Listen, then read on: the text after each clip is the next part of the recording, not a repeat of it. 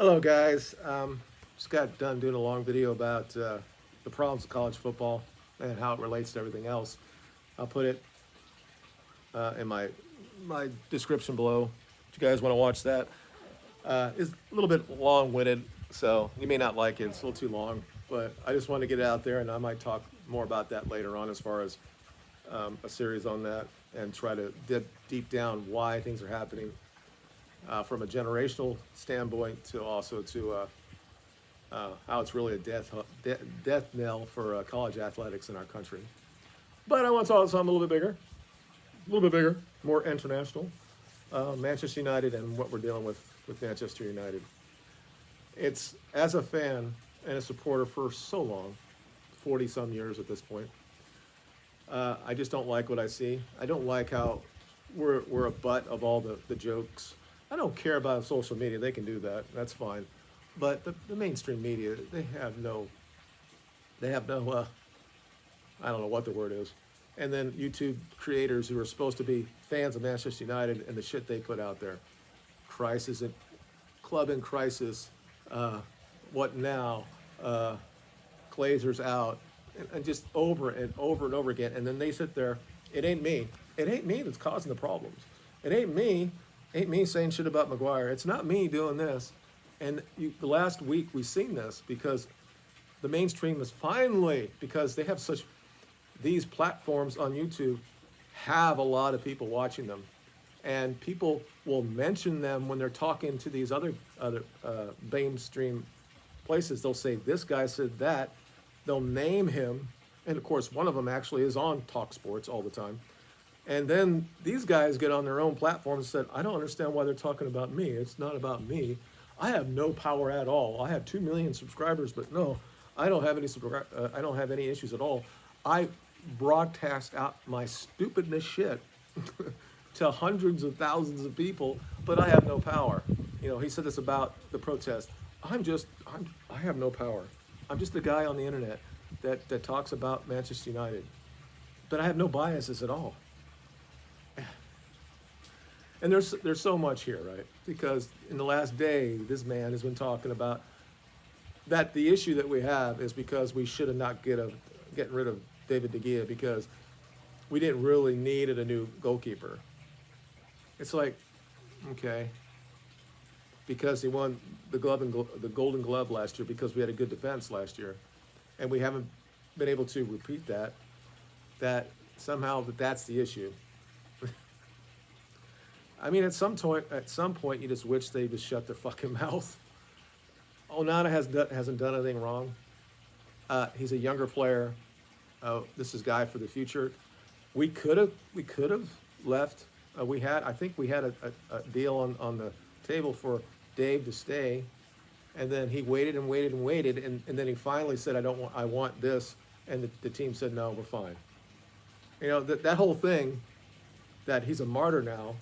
He was given a choice to sign an actual contract a while back, didn't do it. Then we got Onana, or the rumblings, then we're getting Onana. The team came back with a different offer because now he was not going to be the number one guy. So he says, okay, we're going to do this. And he waited and waited and waited, and then he wanted to sign it, and the team said no. And then it's like, okay, that's business, right? And we all love David. He's a servant for the team. He's a legend, all that good shit. He actually won a premiership. I mean, yeah, I'm with him.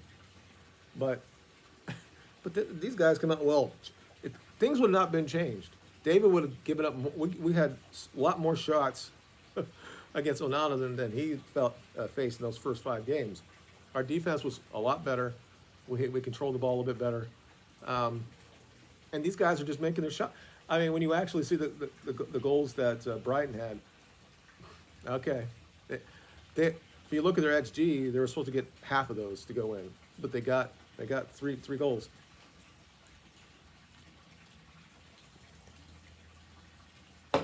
So I'm here. We found out that Wan-Bissaka's injured, and there might be some issues about the fact in training maybe he's training them too hard, or they're not warming up. I mean, I don't understand why they brought him that late in the game. So that leads me to believe that he wasn't fully warm to come on. I mean, it sounds like he actually tore his hamstring. He's going to gone. He's going to be gone for 2 months. So that means that he wasn't. He was probably sitting there on that bench for so long, not really warmed up, and he went in there. And I don't understand that. But again, I think we're okay without him. Delo can play there, and I like how Reguilon plays. I think we're fine. I just don't think that Mounts or Amberback is probably going to be back for Wednesday. So it'll probably be the same team that we put out against Brighton. Just got to take our chances. But all I'm trying to say at this is that as fan supporters and these supposed Manchester United supporter YouTube channels, they shouldn't buy in or feed the frenzy against Manchester United. And they shouldn't continually say it's the Glazers' fault about how the players play and how the coach plays. These are two separate issues. You can't blame the Glazers for the performance on the pitch. They're not the ones out there kicking the ball. And there's way too many people in the media and way too many of these young guys on YouTube channels that have continually been bashing the Glazers, and it gives shields to the players and the coaches. Ten Hag has to take responsibility for what happened against Brighton. He had the right tactics early on. De Zerbi changed the tactics, and Brighton kind of like took over that game. Then we apparently scored, kind of against the run of play at that time, and that could have changed everything around. And we've had some luck against us when it comes to VAR. We've had one that helped us out against Wolves, and then two that are to me are both 50-50 on both of them. But does that mean who to say that Arsenal wouldn't have came back and scored 2 goals at the end either? Who knows? There was still a lot of time left in that game. I think Arsenal probably could have a chance to get a draw in that game, but we played pretty well in that game. So we haven't got probably what we deserved. I don't think 6 points is probably where we should be. Probably maybe a little bit more, 8 points maybe. I don't know. I mean, it could have been only 1 point against Wolves. I think the only team that we actually won, that we were better than, was Forest. That doesn't mean a whole lot. I don't know. I mean, I think once you get to a certain possession where Mark is and these guys are at, they don't have to go down in this anymore. They don't have to have clickbait titles anymore. Always the same shit. I mean, I guess every day he has content. He has to say it for an hour every morning, and he always has to say there's a bias for British players, and that the mainstream media, the pundits, are all biased.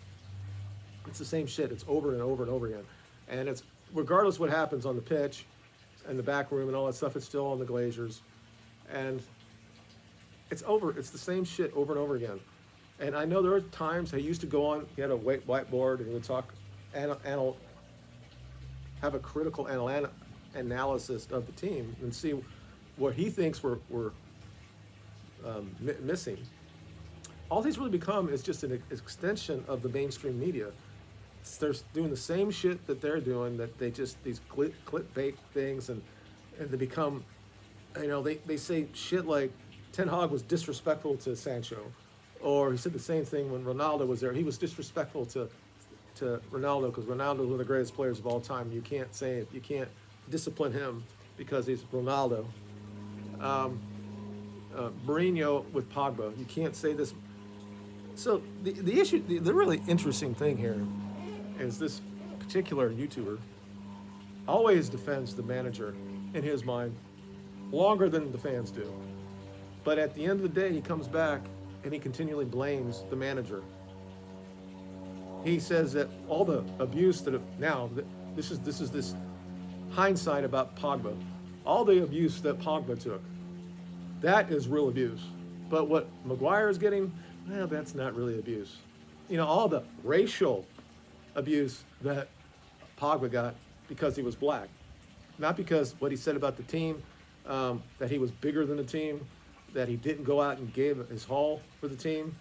Then on the game against Manchester City, the game that he had a great team, a great game, and stopped City from winning the championship that day, he was still sporting city colors in his hair. And I don't know what that means, but maybe it was just a thing to get at them. Um, and you're talking about one of the greatest coaches of all time as being continually challenged by the the press in the press conferences, and when Jose finally snaps and says, "This player wouldn't start here. This player wouldn't start there. Where is this guy at? And I've won 3 championships, and I'm the special one," or all that shit. I mean, people got what he did with that team. Now again, I think that team was okay. They weren't good as City, but they were a good team. They finished second that year. But he didn't get what he wanted, right? And that's the whole thing about the Glazers are not supporting their coaches. I don't know how that works, and I don't think anybody else really knows how that works. I think there were a lot of opportunities that would have got players, and then shit fell down at the end. I think that I don't know exactly all of the. I mean, this morning, Gary Neville was saying that the coach is having too much input when it comes to transfers, and I'm like, that makes no sense. Is he going to say that Ferguson didn't have input when it came to the transfers that we got in? And it's not like Ferguson got all his transfers right. We had a lot of bad transfers that came in that didn't pan out. Then maybe because the money is so much bigger now that it's like we've had a really bad issue now that any guys we played over 70 million for have all been flops. Di Maria, I don't know if he was 70 million, but close to that. Maybe Mount might be. Anthony, people will call him that. Right away, they'll call him that. Sancho. Hoyland, hopefully not. Casemiro's at that position right now because apparently he's regressed. I just think that Casemiro needs help. He needs somebody else next to him, and hopefully that the Moroccan dude will help us with that.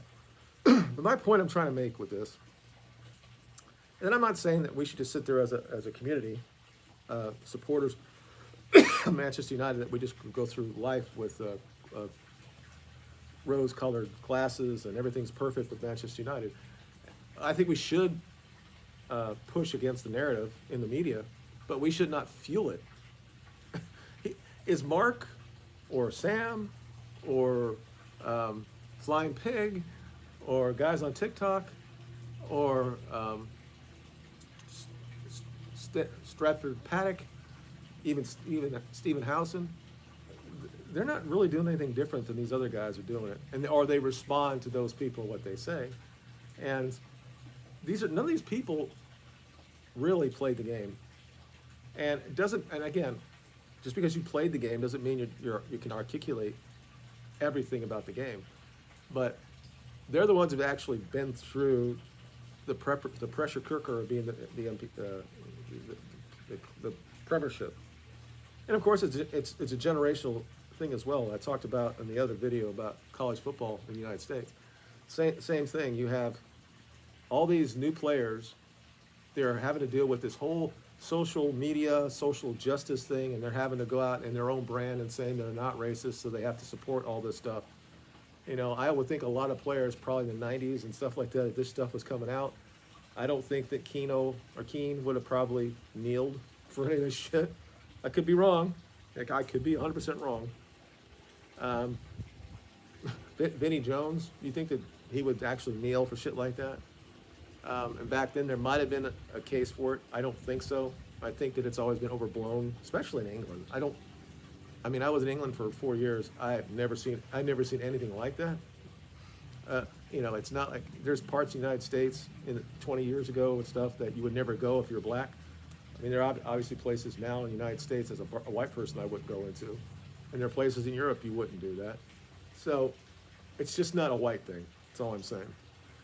But it's just interesting what certain people think is abuse and what's abuse.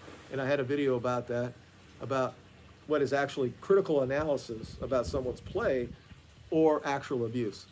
And if we're looking at these new generations and they have really thin skin and they have to deal with social media and everybody's saying they're this and that, and then you say something about someone's character, saying the reason why he didn't leave Manchester United is because he wanted more money, and now we have one of the best reporters that deal with Manchester United stuff saying that Harry never said that.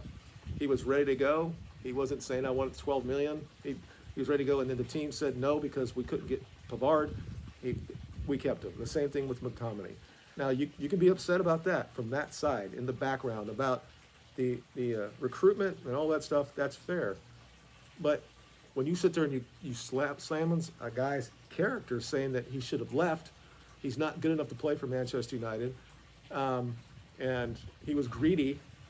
I don't give a shit. If you think that if I'm looking at Pogba and the guy is out there and he's being lazy and shit, I don't have to say the N-word, but I say, my God, you're not doing anything, man. What about the shirt? You have to defend this shirt, you know? You're being fucking lazy out there, and he's being abused for that. What's the difference when you sit there and say this guy is being, he's got no integrity, that he's greedy, or something like that? That's an abuse as well. If you're going to call that abuse, then this is abuse. Mark has got to show me what all these guys were yelling at Pogba, and Pogba was yelling back at them. Were they saying something like he's a monkey, or did they say the N-word, or were they just saying you weren't doing what you're supposed to fucking do? And the fact is he was the guy that was bought for the most money. He is going to be the focal point of the fans when you don't play well, or when you're walking back and you're not defending and you're just running around like your head cut off, like he had so many times in his career, like he didn't really know where he was. All the talent in the world, could have been just an unbelievable player in the Premiership. The power and all that stuff, and he would show flashes of it, and you're like, oh my God, that's Pogba. That's what we want. You know, and now people are starting to finally say things about Rashford, and they're like, you can't really say it though because he is Mr. MBB, and he's all this and social this and all that crap. But he also he's part of the generation that has to show everything as well. He just needs to be better on the field. You know, when guys are open, you got to pass it to them. You can't be the savior for Manchester United. You have to be able to make the passes. Guys that are as talented as you or better than you realize that. Certainly, Ronaldo did that earlier in his career. He knew how to pass the ball, and he still does it now. But obviously, he wants it at the end. And you give that person to him. But good God, he had a couple really good chances there to just give a tap in to Rasmus and didn't do it. Now, there was some issue early on with Haaland as well at Manchester City. There were a lot of players that weren't passing it to him, and they finally did it. And guess where that led it up? They ended up winning everything. So we have to do the same thing. It's a team sport. It's not an individual sport. I see what the coach is trying to do, but way too many people that claim to be Manchester United fans are trying to destroy the team before we get to that position. He still has to get rid of some players that are not really good for the team, and eventually they will go. We have to give him time. We gave Ferguson 4 or 5 years before he did anything. I guess it's different, you know, social media and all that stuff. I get it, but they give Arteta time. We have to give him time. He's the right person, but he's going to get outcoached, and he got outcoached. It's happened about 3 or 4 times last year as well. But he also outcoached Pep one time. I mean, it does kind of happen, and he's stubborn. The only issue I have with him in the entire movie or the show was I'm not a big fan. I didn't like the starting lineup, but I don't see these players I don't see them in practice, and I think that they probably are doing this stuff that was working for the first 20 minutes, and then they got the goal, and then we kind of like didn't know what to do after that, and then we kind of started get it right before the end of the first half, and should have scored but didn't. And we should have scored early in the second half, didn't do it. So it's just the substitutions. And what was he? And I don't know. At three down, at 3-0. Maybe he doesn't bring any of those guys in if we don't score there to make it 3-1. Maybe it's just he lets the players on there. It'd be interesting to see who actually starts on Wednesday against Bayern. I don't know that. To be honest, I don't know that Bayern is better than Brighton. I don't at this point.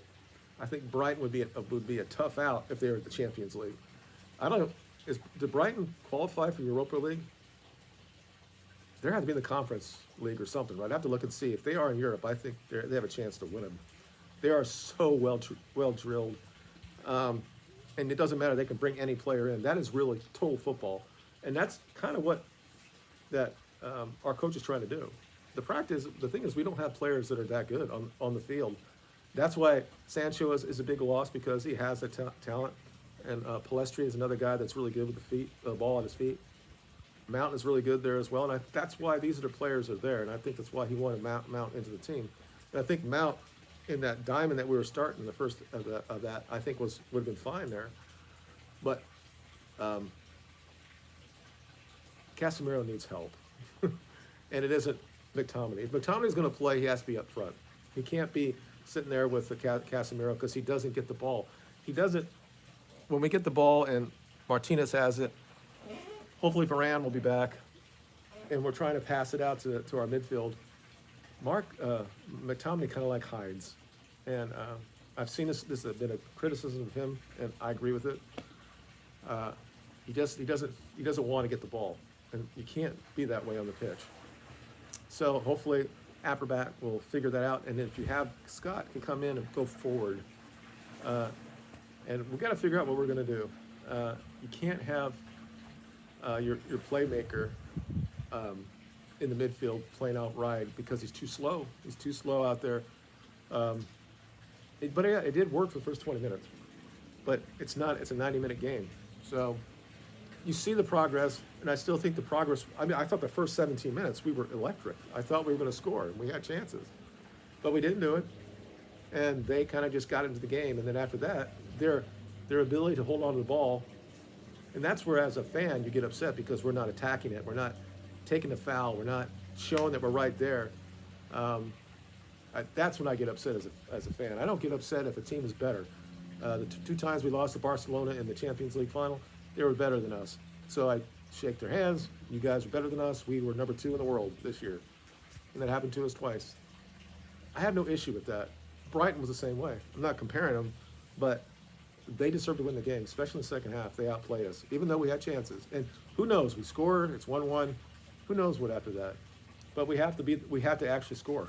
It has to be a real goal. So I don't think the club is in crisis. We obviously we have some issues. I think that this is going to be a year of having a cup type of run. I don't think we're going to finish the top 4. I think Liverpool is going to do what they're going to do. And I think Arsenal's going to be there. And then you got City, and then I don't know. The only thing is we know that there are the teams that might be there, might follow back. Guys like Spurs, Newcastle, teams that aren't used to it, Brighton. So if we go on a run, we'll catch up. But we're closer to being relegated than we are being the top 4.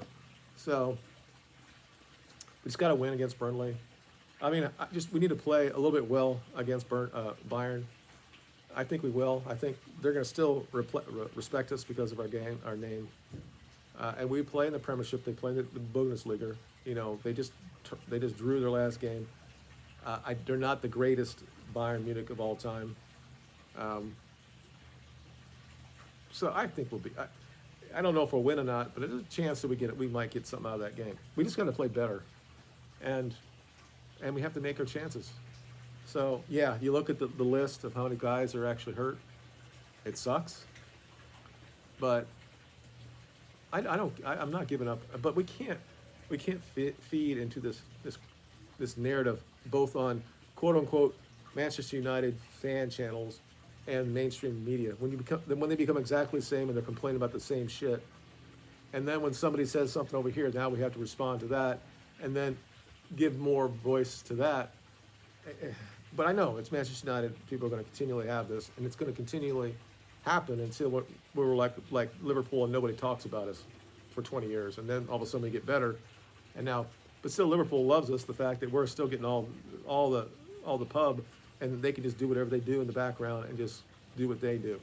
Nobody has to deal with as much as we do, and I don't feel good or bad about that. It's not good or bad, but they all have to have our name in their mouth. And you do get upset, and you want to go back and tell them to shut the fuck up. But look, there's a difference from saying that Manchester United should be better. You have to look at the players that they have, the tactics that they have, and they should be better because of the money that they've spent. Then then saying that there's a crisis because Sancho was disrespected, or Ronaldo was disrespected, or Pogba was disrespected under Mourinho, and that's all related back to the Glazers. Shut the fuck up. At some point, just maybe it's just karma because we dominated for so long that this is how this happens. But come on now, do you think that getting another ownership in there is going to change this? Until we get rid of these players that have been there for so fucking long, that have been part of this culture, no matter how much that tastic, hard turn. I can't say the word. A manager that's like Ten Hag, that can change the culture. It's still in the back of their mind. It's part of what they are. So I just don't like. I mean, when people get on there after the game, and they come back, and I was at the game, and these players just gave up. Again, I'm not in the stadium, but I'm watching the game, and they continually try to do what they could do. I think that the players tried, and then, yeah, you're going to, like, Jesus Christ, this guy's made that from out there. Yeah, that might happen for a second. But you just give credit to Brighton. If Manchester City wasn't who they were, this could be another Leicester, really. They could probably be in a shout for winning the league this year, based on how they play. And they don't have the best players. It's craziness. And every game they've been in this year, they were the better team. They lost to West Ham, but they've been the best team on the field and all that. And I've watched all their games. So I just thought we were going to beat them. I thought being at home, I thought our defense would be fine. Lindelof was doing well. We turned off for a little bit. They scored. We didn't get our score. You know, shit happens. And it's happened a lot to us. So hopefully we'll go on the road on the Champions League. And maybe this will be a year that we have a nice little run in all the cups. And do that and then move to the next level where we can compete more in the champion or in the league. Yeah, I think man to man, individually, we're getting there. The question is we have to get players that can replace Casemiro and stuff like that, because we need to get a little bit younger, same profile, younger, and we have to give this manager the time to get there, because what'll happen is a new coach will come in and try to change it around. If somebody else comes in, these players, and it's going to be the same issue regardless, right? We have to give a guy a chance. We gave Ole almost 3 years. We gave Mourinho, 2.5? We have to give him at least 3 or 4 years and see where we're at. Last year might have been a false dawn because Liverpool didn't have a good year. Chelsea didn't have a good year. Still having issues with that. So just do well in win the fucking Champions League. It's a cup competition. Why can't we? And then we'll still be in the Champions League. But that's a big ask. All right, that's it. I'll talk about the game on Wednesday, I guess. Before that, we'll talk about it in halftime. I'll start doing it like I normally do. I talk before the game if I have time, live or something. So if there's guys that want to watch me there, see how what the team's going to be. And then halftime, we'll just have a little halftime report. And at the end of the game, we'll talk about it as well. Just one person comes on I can talk to, that's fine enough with me. Hopefully I get more than that. I don't want to go crazy like these other channels. I've almost got 500 subscribers. That's great. I don't want to go crazy. So when I'm talking to people on here and live, that there's not 1,000 people, I can't really respond to. So I'm okay having like 2 or 3 people. And then me trying to figure, if someone says something and I'm trying to have another answer to this other person, my brain doesn't work anymore like that. But I said, it's just sports, guys, and we all love them. We love Manchester United, what it brings. And I've seen, obviously, the greatness of it, and I've seen when we're bad, we almost got relegated. That's not going to happen to this team. We might not have if we finish 10 this year, but we do well in the other things, and we continually improve, and then, well, we're not going to do that. If we finish 10th, they'll probably fire him. But if we're out of the European places, they'll probably get fired. Hopefully not. But anyway, I got to stop. You guys have a good day. We'll talk about you, Mark. I'll probably talk to you guys on Wednesday. And we'll be better. I always be optimistic of Manchester United. Have to. You guys have a good day.